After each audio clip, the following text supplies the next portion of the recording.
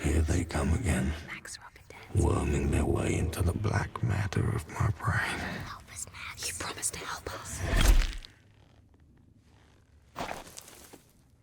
I tell myself, they cannot touch me.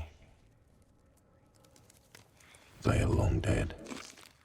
Good modern directors only make their films or segments of their films black and white for storytelling purposes. Some of those purposes can be to emulate a certain era of filmmaking, to have a scene stand out from the rest of the movie, or to convey the message of the film. Those are just a few reasons why black and white cinematography is used in modern films. So when I saw the trailer for Mad Max Fury Road Black and Chrome Edition, I knew there had to be a reason for the change in color. It turns out that the director George Miller has always dreamed about making a Mad Max film in black and white. You could tell that he took his time with the colorist to make the change from color to black and white look perfect. The black and white seems to highlight the creepiest aspects of the film and almost turns it into a horror movie. Just look at these scenes, first in black and white, then in color, and you tell me which is creepier.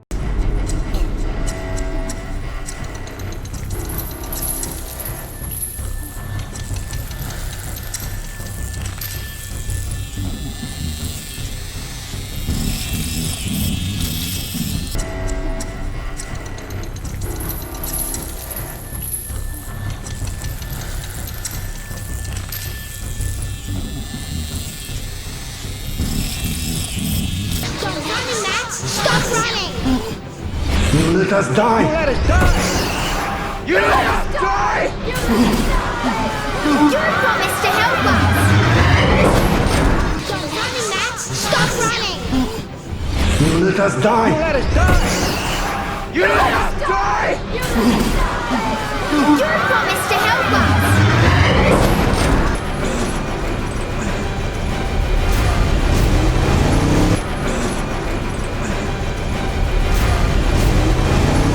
To me at least, the black and white is way more effective at conveying the fear that Max is feeling. The world of Mad Max looks much more horrifying in black and white.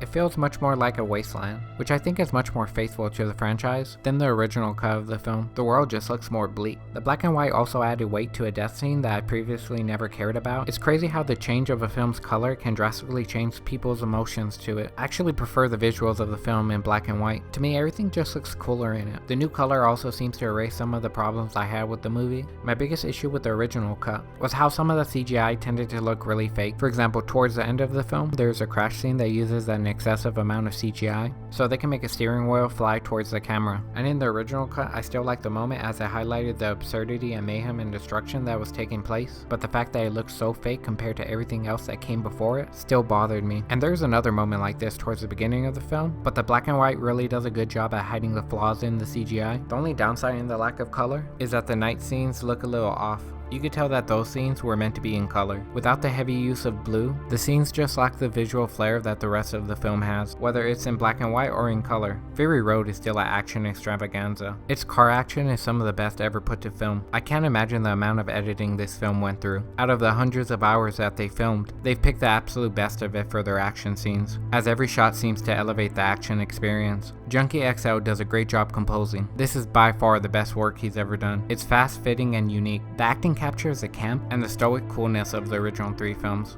The black and white doesn't change the overall quality of the film too much. However, at least for me, the positive changes are significant enough for me to consider the black and chrome edition the superior version of the two. So if you haven't seen Fury Road already, I'd highly suggest you check out the black and chrome edition first.